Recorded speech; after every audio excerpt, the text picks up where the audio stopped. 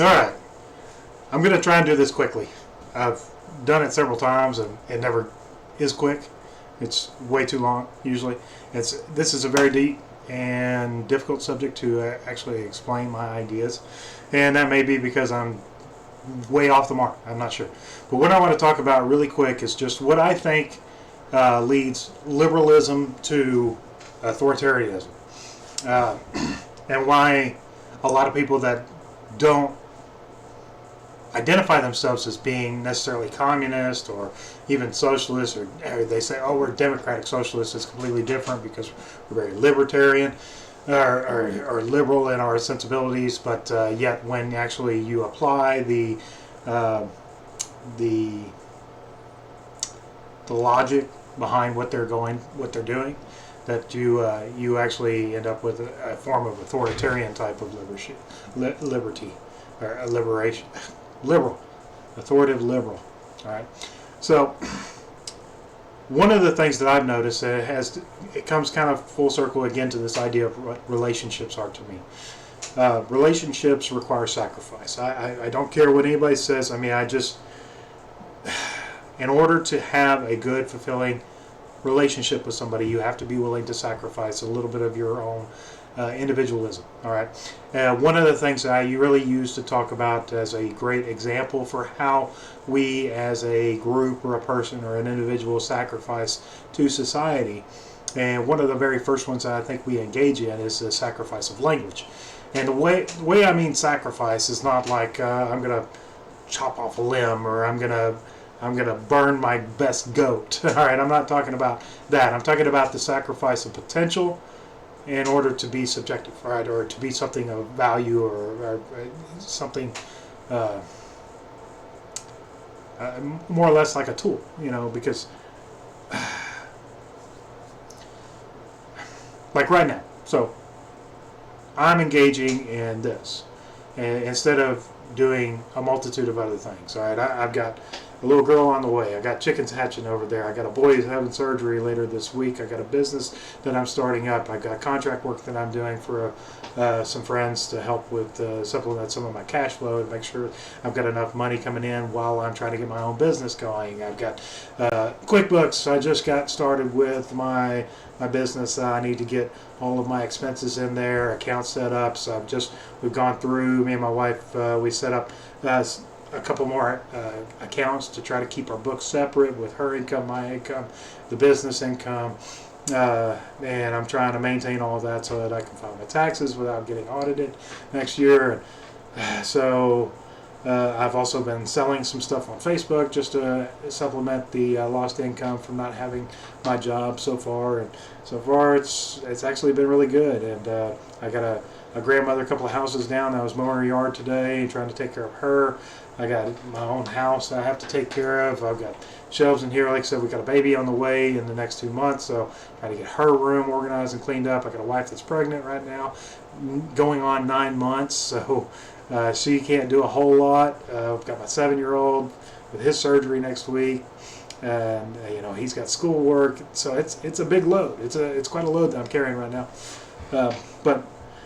So, in other words, I have to sacrifice the potentiality of doing other things in order to sit here and do this, because there are a lot of things I could be doing. Now, right now, this is what I want to be doing. I want to be talking about this, and so that's why I talk about liberalism in a sacrificial sense, and the difference between sacrificing for society versus liberalism, in which doesn't want to sacrifice for society. So let me kind of get into this idea. So we're talking with Gina in this little thread here, so part of what's liberalism, specifically for yourself as an individual. So in other words, when your liberalism actually can make you antisocial, right? So the idea of being liberal and being antisocial is that society can't dictate to me what I do, all right? So I'm not going to. I don't want to have the pressure of society on me, because it's a judging eye, and when society judges you, And I see this in the LGBT community. I think that's what's really going on right now with that. It's like they don't want to sacrifice the potential to be neither male nor female, because it has a lot to do with the feminine aspects. Again, getting masculine and feminine. A lot of what Jordan Peterson talks about with the ideas of masculine and feminine, especially in the parental roles. You have feminine that are very much more geared towards protecting the child in infancy and seeing that it get to adulthood, whereas the masculine role of paternity is to ensure that the child actually grows into an adult that is actually beneficial to society, and growing into adulthood more than anything. And it's Jordan. He's talked about how mothers actually fail at their jobs. It's unfortunate, which I can get into another subject on that with the parental aspect of that, and something I had to overcome with my own child emotions and how I handle those. That I'm not going to get into that just yet. But in other words, all right. So right now, I think we are a very feminine-dominant society. The masculinity is being suppressed. I think we've got a lot of low testosterone through society, and that's not necessarily a bad thing. I believe both roles play a very crucial part in society. We need both masculine and feminine. And me and my wife are constantly in conflict with some things, and that's the balance that brings out in us. And that's what you need as a child. You need a slow, progressive transition. You can't just give an infant to a 40-year-old dude that's going to be working every day and going, all right, kid, get in there and learn something, be productive for me. You can't do that. So we balance each other out. We try to weigh that across time. But anyway, so get back to this idea of sacrificing for relationships, sacrificing potential. All right, because a child, when it's born, basically it's infinite potentiality, especially when it's at very, very early age, and even the pregnancy. And as it progresses, it becomes more subjective or more of a subject than it is progress, and that's throughout life. So, I see and I envision the idea of the end of life, and my death is more not necessarily that I'm dead as much as I have no more potential. All right, at least cognitively, the potential's gone, and that's kind of how I see the progression in the physical realm. Now, afterlife, completely different subject. I'm not going to get that far, but that's the end of my potential. I've lost the ability to be potentially anything other than what I am at my end of life, right? And that's what we do constantly throughout life, and so. Sacrificing potential. When you understand this idea, then you can see how liberalism and what's going on a lot with the LGBT, trans communities right now. It's like, I don't want to sacrifice the potential to have to actually decide the limitations of who I am, because that is actually it's a progression out of a childhood. Mentally is not so much physically, but a mental. You have to understand that I'm working towards a subjective goal in which I'm going to have to sacrifice the fact that I'm never going to be able to do, certain things that I wanted to do. So you're constantly sacrificing. Every day is a sacrifice. Every action is sacrificing the potential of an infinite number of other actions, right? So every action is a sacrifice. All right, so in that aspect, all right, again, getting back to liberalism versus authoritative liberalism, in that when liberalism is holding on to potential, it says, okay, I can potentially be whatever I want. But then society looks back and it's kind of judging, and that's how I kind of see. So I brought up the eye. What is this called? I put it in my. Excuse me. Let's see. Put it in.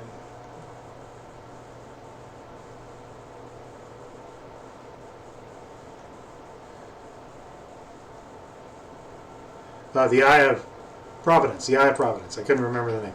All right. This is society. Right here. The eye, all right, that's what it is. That's the judgmental eye looking down on you, and it needs to be something that transcends government, family, and really the physical realm. And I don't mean in necessarily a spiritual sense as much as it can be a historical context as well. And that's why I consider myself more constitutional or conservative, is that I believe that, honestly, I don't understand why anybody that believes in evolution isn't a conservative. I mean, really, truly. If you understand the logistics of evolution across time, rapid progressivism has always been horrible to species. If you see it throughout, I mean, it's almost it's a mutation to the point of like a cancer. It almost always wipes out the species. So I'm not sure, and I don't really understand why there's so many aggressive progressives, and that cite evolution as their basically the keystone of what they believe and stating the science and and over any theological belief. But anyway, to me, if I was to make like a cartoon of what I think communism is, socialism is, or democratic socialism, or really any majority rule system, really it's any majority rule system. A majority rule system is an infinite division of groups until you get down to an oligarchical reign. And so that's why I'm very much against a majority democratic system. I don't like that. I don't. Sorry. Democrats. I want everybody to be able to participate in our government, but the idea that majority rule, and not that we can't have democratic systems that allow us to elect our representatives with what we have, but as long as the Bill of Rights and the Constitution are recognized as something that are above reproach from the elected officials, and that we're not going to sit here and elect people that are going to manage the free market, which is what we're getting now, but that's another story. But anyway, it should be something that transcends that, because you really want the testament of time to be something that really is indicative about why you believe this the way it is. It's something that transcends the current morality of the individual. It makes it a little bit more rigid to the point where it just can't just see. When you sacrifice morality, you really sacrifice the greatest power in the world. All right, morality, and that's I know a lot of atheists that conflate this idea that religion is the greatest killer of them all. Every war has been fought over religion. That's such a shallow idea. It's such a terribly shallow idea. It irritates me. And actually, I kind of got angry at my grandmother over this thing, and that's. I love her to death, but she was the same way. She's an atheist. She doesn't believe in God, and she was just like, "Oh, religion." And I was there at one point too. Right after I read the book Iris Chang wrote, "The Rape of Nanking," I was very much against the idea of religion. But what I didn't realize is that religion is just a foundation of morality, and morality is what is driven all this. Morality is what tells us whether or not it's okay to put somebody in jail, to incarcerate somebody, or even commit. Death penalty sentences. All right, that's morality, and morality is not something where we can extract ourselves from. You can't live life without morality, which that's kind of the idea of infinite potentiality, is you get away from morality, and without morality, everybody's just at each other's throats. We really have no society at all. It's just it's extremely liberalism, but it's liberalism in which I get to be subjectively enforce my religious beliefs, moralities down on society, and in doing so, that just makes me really, would you say, combative towards society, right? And so the idea of not sacrificing potential to society can make you want to force society to recognize yourself as I am the way I am, and I want you to believe that I'm the way I am. And if you don't, then I'm going to try to force you to do that. And so that's where I see the conflict of liberalism actually creating authoritarianism in society. And I think these kind of people gravitate towards groups that they can correlate with. that kind of have these loose ideas again, saying, "Oh yeah, well I can free infinite potentiality," but yet they kind of eat themselves in a way as their groups kind of combat themselves. But it's really they're just saying we want infinite potentiality to define society any way we want. And we're going to use government as a means to do that. All right, so. That's why I say liberalism to the extreme end, where there's no conserved social agreement that transcends government, that you have authoritative measures start creeping into government. All right, and so, and I said in this little thread here that that I kind of transitioned from red closer to blue, or more towards, which that's not really a good analogy. Really what I think more of who I am is I understand more of why I'm a conservative in deeper aspects than a lot of conservatives. And one of the things about conservatism that I really do hate, because it's almost a lazy way to live life. It's intellectually lazy. All right, so when you're a conservative, you have principles and understandings that basically have existed throughout time forever, and so there's really no need to question it. We know it's successful, but we don't know why. So you just follow the doctrine without thinking about the why. And that's what Jordan Peterson really did for me, is really said, okay, we need to understand why, so we can start talking to people that are falling away from these ideals because they question, the normative of things, and they go, wait, can it be better? And really, a lot of conservatives and Republicans don't have an answer for that, because that's just the way it's been. That's just the way. I hate that answer. That is the worst. I hate that answer. We're going to do it that way because I am kind of progressive. But I'm progressive in my own personal ideals. I don't necessarily want the government to be extremely progressive. I like the freedom and the autonomy to be progressive myself, but not necessarily do I want government to do that. I want government, to be the rule maker, basically, or at least to give some semblance of how the game should be played, and it's not just at the whims of whoever's in control at the time.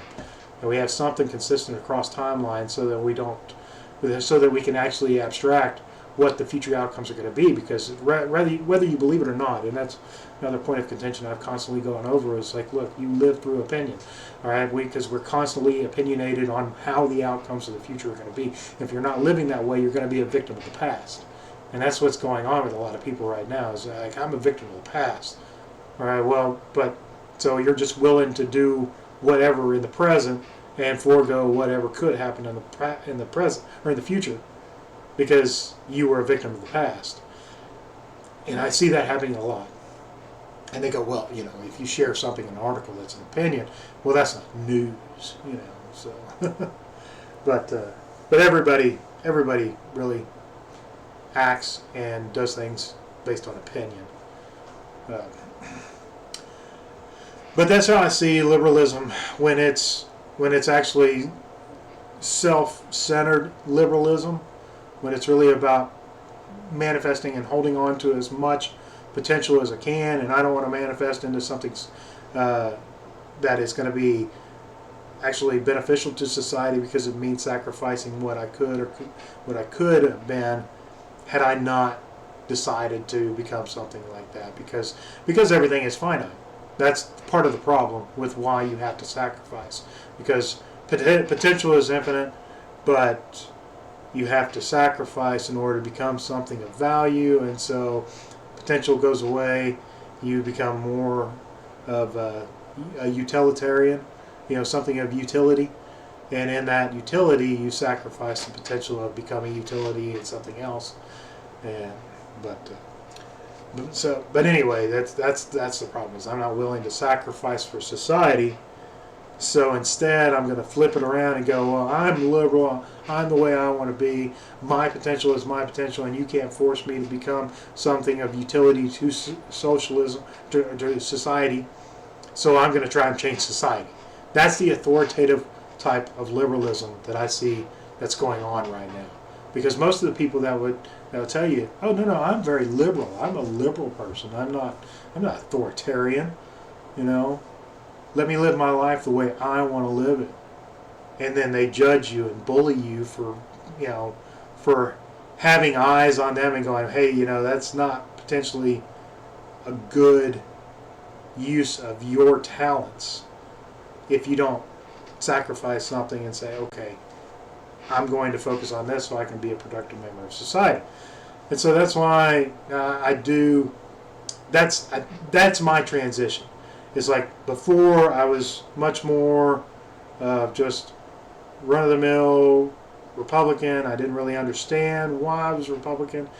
I just knew that following these old presets and understandings that there was success there. I just kind of followed it for that purpose, which that was in government, but I was very liberal and very disagreeable in my own personality. So I don't know. I'm just a conflicted person on everything. But anyway, so to me, a true liberal society in which doesn't require authoritarian means to change society is one in which liberal people like myself go, okay, I understand that I have to sacrifice for society in order to live in society and to get the benefits of society. And I want the benefits of society. You need each other. We need people. We need other beings. We need other elements. I mean, I have a relationship with oxygen. Oxygen keeps me alive. Water, H2O keeps me alive. Right? There's a relationship there. Right? And so to me, relationships are keystones. That is everything. There is no existence without relationships.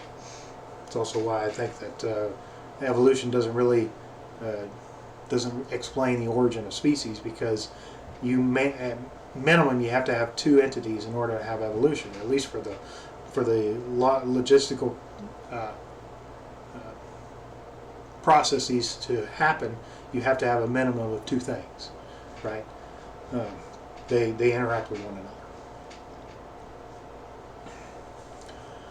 So again, getting back to a liberal society, you have to sacrifice to have a relationship with somebody. I mean, I have a fruitful relationship with my wife because I sacrifice the potential of going out with many other women. I potentially throw away any other opportunities I have with a relationship with anyone else in order to be with my wife. And that's fine. I made that sacrifice, and I wouldn't change it for a world. I mean, she's given me two beautiful children, and a third step, that I'm just a life that I couldn't imagine elsewise. But it requires a sacrifice. There's a lot of guys out there that won't make that sacrifice. They don't want that sacrifice. They want the infinite potentiality of being with a multitude of women, and they don't understand that in doing that they're actually sacrificing the potential to have a meaningful relationship with somebody singly, and have a meaningful relationship possibly with the children that they have with these women that they have these flings with. So in other words, that's why I say, we don't see sacrifices like I've got to physically fork over something for my wife in order to have a sacrifice. No, I sacrifice potential. That's a concept I don't hear talked about too much, but I think Jordan talks about it pretty well. I think, and one of the things I really like Steven Pinker is language is a good example of the first sacrifice that you make. Right? So in Genesis, we had Adam naming the animals. It's a very short, small story, but he did talk about how he named the animals. And that kind of stuck with me, and started thinking about this. If you're sacrificing potential, then you're technically sacrificing, which Jordan talked about. So there was a doctor that I can't remember, which he said, die into your language, right? And then you've got this, there was a scientist or somebody who recorded their child mimicking phonemes with their mouth, and they could at their first earliest mumblances, it was the multitude of phonemes that they could do was astronomical. And as they get older, they would actually lose that ability to say certain phonemes. And I know right now, I couldn't imagine trying to say or speak in Chinese or Arabic. Arabic's another one. So and if you think about it, it's like every word that I say is actually a sacrifice to society, because I'm sacrificing the potential of labeling, a light as something else. There's an infinite potential number of phonemes that I could sequence together in order to mean light to me, but then I wouldn't be able to communicate with you, right?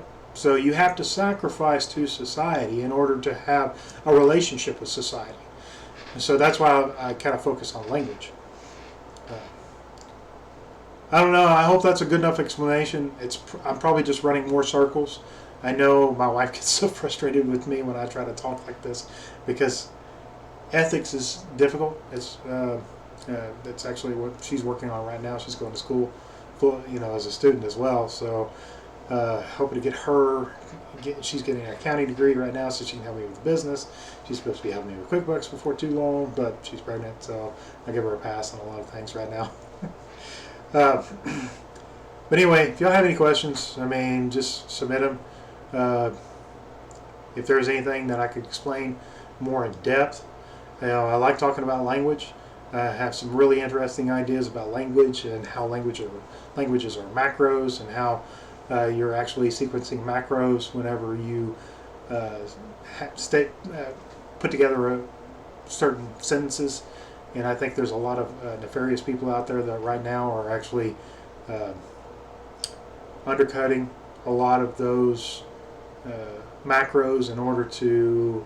And I think we're really seeing a division of languages. I think that's really a lot of what's happening across society right now. I think, and that has a lot to do with the definitional changes of words is happening. Right, so somebody will go in and they'll change the underlying meaning behind a word, and then all of a sudden y'all are having two different conversations. You can't really talk to one another, even though you're saying the same words. You can't understand it because they're using a different definition than you understand. So, yeah. I'm going to call that good. Yeah, like I said, if you have any questions, post it in here. Appreciate it. That didn't stop recording. I just moved.